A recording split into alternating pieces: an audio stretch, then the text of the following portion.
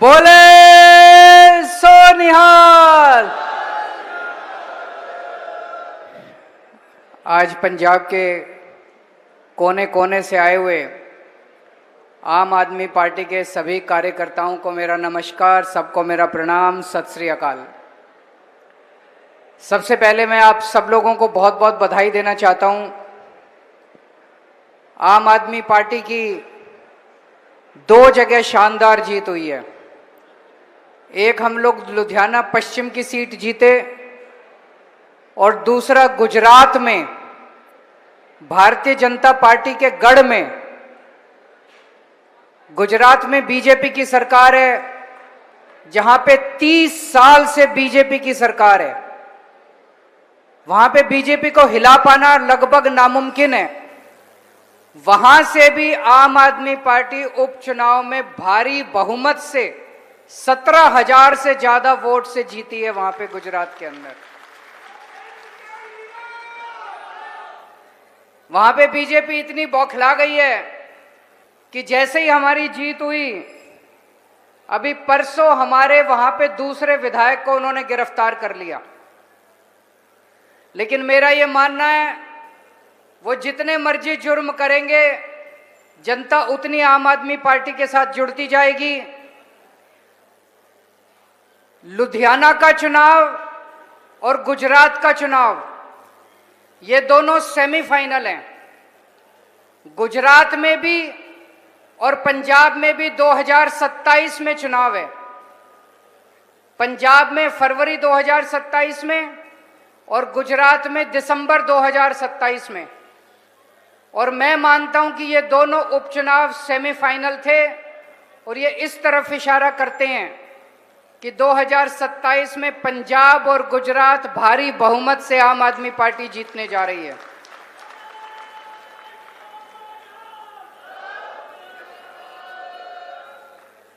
पिछले 3 साल में पंजाब में आम आदमी पार्टी की सरकार ने, मान साहब की सरकार ने जबरदस्त काम किया है। और लुधियाना की ये जीत एक तरह से ठप्पा है। लोगों ने अपनी मोहर लगा दी कि लगे रहो, बहुत अच्छे काम कर रहे हो, ऐसे ही लगे रहो, हम भी आपको खूब वोट देंगे। आम आदमी पार्टी के अच्छे काम पे जनता ने मोहर लगाई है और कांग्रेस, अकाली दल, बीजेपी, इनके पास कोई मुद्दा नहीं बचा है। ये ऐसे ही गालियां देते रहते हैं, इनके पास कोई। लुधियाना के चुनाव में मैं देख रहा था, आम आदमी पार्टी कह रही थी हमें वोट दो, हम आपकी बिजली अच्छी करेंगे, पानी अच्छा करेंगे, बच्चों के लिए शिक्षा अच्छी करेंगे, नशा खत्म करेंगे, अच्छी सड़कें बनाएंगे। हम पंजाब की तरक्की के लिए वोट मांग रहे थे। और कांग्रेस और बीजेपी वाले किस लिए वोट मांग रहे थे? उनका एक ही मुद्दा था, एक ही मुद्दे पे वोट मांग रहे थे बीजेपी और कांग्रेस वाले। केजरीवाल को राज्यसभा जाने से रोकना है, केजरीवाल को राज्यसभा जाने से रोकना है।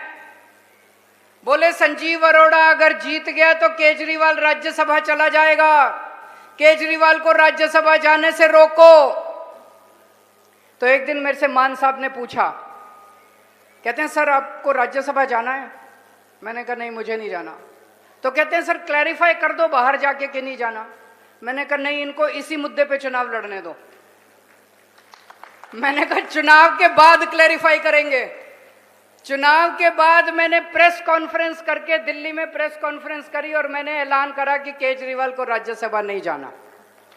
लेकिन चुनाव के पहले मैं इनको उलझा के रखना चाहता था। इनका पूरा चुनाव, बीजेपी का भी कांग्रेस का भी, एक ही मुद्दे पे चुनाव था, केजरीवाल को राज्यसभा। अरे जनता को कोई लेना देना नहीं है केजरीवाल को राज्यसभा जाना है कि नहीं जाना है।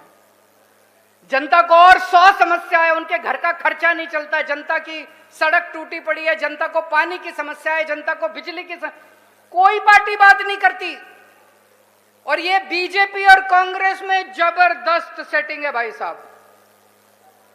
सवेरे 11 बजे बिट्टू कांग्रेस, वो कौन था आपका कैंडिडेट, आशु, सवेरे 11 बजे आशु प्रेस कॉन्फ्रेंस करता था, केजरीवाल को राज्यसभा जाना, इसको रोको। दिन में 3 बजे बीजेपी वाले प्रेस कॉन्फ्रेंस करते थे, केजरीवाल को राज्यसभा जाना, इसको रोको। दोनों में अच्छी सेटिंग थी, अच्छी जुगलबंदी थी। सवेरे एक करेगा, दिन में दूसरा करेगा। सवेरे दोनों का एक ही मुद्दा था, दोनों मिलके लड़ते हैं। उनका दोनों पार्टियों का एक ही दुश्मन है, आम आदमी पार्टी, क्योंकि दोनों पार्टियों की राजनीति खत्म कर दी आम आदमी पार्टी ने। अभी मैं गुजरात गया था, गुजरात में मैंने उन लोगों से पूछा, मैंने कहा ये बीजेपी और कांग्रेस का रिश्ता क्या कहलाता है? कुछ लोगों से मैंने पूछा, कुछ लोग बोले जी भाई बहन है, कुछ लोग बोले जी पति पत्नी है। आपको क्या लगता है? ये प्रेमी और प्रेमिका हैं, ये ना भाई बहन है ना पति पत्नी है। ये रात के अंधेरे में छुप छुप के मिलते हैं और सारे गलत काम करते हैं, मिलके लड़ते हैं, मिलके चुनाव लड़ते हैं, और ये शादी नहीं कर सकते क्योंकि समाज को इन दोनों की शादी पसंद नहीं है। तो ये दोनों प्रेमी प्रेमिकाएं मिलके लड़ते हैं। अब जनता के सामने आ गया, पंजाब में भी, दिल्ली में भी ये दोनों मिलके लड़े, और पंजाब में अभी ये लोग मिलके लड़ रहे हैं। पिछले 3 साल से पंजाब में आम आदमी पार्टी शानदार काम कर रही है। अच्छी राजनीति ये कहती है कि अगर कोई अच्छा काम करे तो उसकी तारीफ करो, गंदी राजनीति मत करो। हम लोगों ने नशे के खिलाफ इतना बड़ा युद्ध छेड़ा। कौन लाया था पंजाब में नशा? यही लोग नशा लेके आए थे। पिछले 15-20 साल में हमारे से पहले की जो सरकारें थी, इन तीनों पार्टियों की सरकारें थी, हमारे से पहले की जो सरकारें थी वो नशा लेके आई। उनके मंत्री अपनी गाड़ियों में नशा लेके घूमते थे, नशा बेचते थे उनके मंत्री, वो नशा लेके आए। आज एक सरकार आई है पंजाब के अंदर जो नशे के खिलाफ जबरदस्त युद्ध छेड़े हुए है। बड़े बड़े नशा तस्करों को पकड़ पकड़ के जेल में डाला जा रहा है। सारा पंजाब खुश है, माएं बहनें आशीष दे रही हैं, और ये तीनों पार्टियां हमारा मजाक उड़ाती हैं, हमारे गालियां देती हैं कि नशे के खिलाफ युद्ध क्यों छेड़ा गया है। अभी एक बहुत बड़े इनके नेता को गिरफ्तार किया, नाभा जेल में गया है। जैसा अभी मान साहब ने बताया, इनको समझ नहीं आया क्या करें। जिस दिन उसको गिरफ्तार किया, कांग्रेस वाले कहते हैं तानाशाही आ गई, तानाशाही आ गई, तानाशाही आ गई। एक के बाद एक कांग्रेस के नेता उनके समर्थन में उतर के आ गए। 3 दिन बाद बोले नहीं नहीं गलती हो गई, माफी मांगने लग गए, नहीं ठीक किया ठीक किया। इनको समझ नहीं आ रहा है, एक दिन कुछ बोलते हैं, एक दिन कुछ बोलते हैं। कांग्रेस को समझ नहीं आ रहा, बीजेपी को समझ नहीं आ रहा, अकाली दल को समझ नहीं आ रहा कि इनको क्या जवाब दें। हमने शिक्षा में बहुत अच्छा काम किया। मेरे पास बहुत लोग आते हैं, कहते हैं जी बहुत शानदार काम हुआ। अभी मान साहब ने बताया 2017 के केंद्र सरकार के भारत के सर्वे में पंजाब 29वें नंबर पे था। आपकी पार्टी की सरकार ने इतना शानदार काम किया कि आज पंजाब 1 नंबर पे आ गया पूरे देश के अंदर। इसके लिए बहुत कड़ी मेहनत करनी पड़ी है। टीचर्स ने, प्रिंसिपल्स ने, बच्चों ने खूब कड़ी मेहनत करी है। अफसरों ने, हमारे मंत्रियों ने, एमएलए ने खूब कड़ी मेहनत की है। तब ये 3 साल के अंदर हमारी सरकार ने इतना अच्छा काम किया। सारे पूरे गांव-गांव के अंदर जो स्कूल थे, 8000 से ज्यादा स्कूलों की बाउंड्री वॉल बनवाई है। बाउंड्री वॉल नहीं थी पहले स्कूलों के अंदर, टॉयलेट नहीं होते थे, स्कूलों में टॉयलेट बनवाए हैं, सफाई करवाई है, टॉयलेट साफ करवाए हैं, स्कूलों की सफाई करवाई है, सिक्योरिटी गार्ड लगवाए हैं। पहले बच्चे नीचे दरी पे बैठते थे, अब सारे स्कूलों में डेस्क का इंतजाम किया है। तो जनता बड़ी खुश है कि ऐसा काम हमने पहले कभी नहीं देखा। तो जनता की मांग के ऊपर जगह जगह हर स्कूल में, एक बार अभी 1-2 महीने पहले हर स्कूल के अंदर उद्घाटन किया गया। कहीं पे दीवार का उद्घाटन, कहीं पे टॉयलेट का। इन्होंने, बीजेपी वालों ने, कांग्रेस वालों ने खूब मजाक उड़ाया हमारा। कहते जी देखो ये तो दीवार का उद्घाटन कर रहे हैं, तो टॉयलेट। जनता ने जवाब दिया सोशल मीडिया पे जाके इनको। जनता कहती है तुमने 75 साल में क्या किया? ये तुम्हारे कुकर्म है कि आज स्कूलों के अंदर ब्लैक बोर्ड नहीं है, आज स्कूलों के अंदर डेस्क नहीं है, आज स्कूलों के अंदर टॉयलेट नहीं है, आज स्कूलों के अंदर पीने का पानी नहीं है। ये तुम लोगों के कुकर्म है 75 साल के। आज अगर आम आदमी पार्टी कुछ कर रही है तो तुम इनका मजाक उड़ाते हो। तो हमें कुछ कहने की जरूरत नहीं है, जनता इनका जवाब देगी, जनता इनको तमाचा मारेगी। चुनाव के अंदर तमाचा मारा था, अब जनता इनको रोज तमाचा, इनके पास कोई मुद्दा नहीं बचा।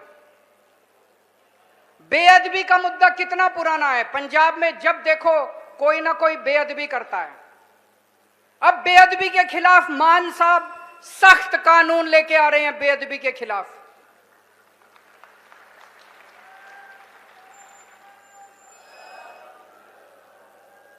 कांग्रेस वाले जो भी काम करते हैं बीजेपी से इजाजत लेके करते हैं। आज मैं कांग्रेस को कहना चाहता हूं, कुछ दिनों में बेअदबी का कानून आएगा, बीजेपी वालों से पूछ लो उसका समर्थन करना है कि उसकी खिलाफत करनी है। जो काम ये करते हैं बीजेपी से पूछ के करते हैं, एक दिन कहेंगे हम साथ हैं, दूसरे दिन कहेंगे हम खिलाफ हैं। आज किसान बहुत खुश है। पहले किसानों को बिजली रात को 3-3 बजे उठ के बिजली अपना खेत जोतना पड़ता था, रात को 3-3 बजे बिजली आती थी। आज 8-8 घंटे बिजली आ रही है, दिन में बिजली आ रही है।